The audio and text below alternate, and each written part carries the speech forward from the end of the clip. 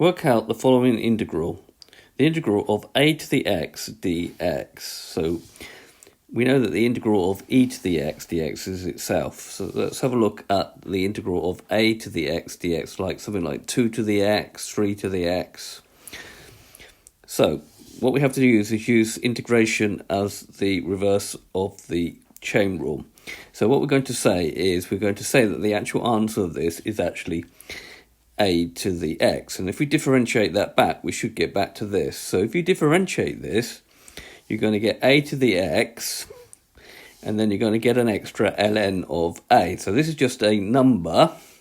So we need to change our guess to compensate for the fact that we're going to get ln of a by putting 1 over ln of a times a to the x plus c. So when we differentiate that back, when we get this extra ln of a, it will just cancel out.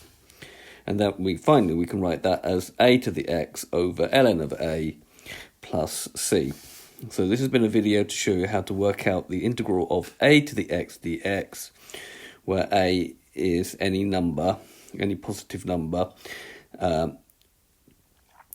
But remembering that when we've got a to the e to the x, when a is e, the integral of e to the x is in fact itself.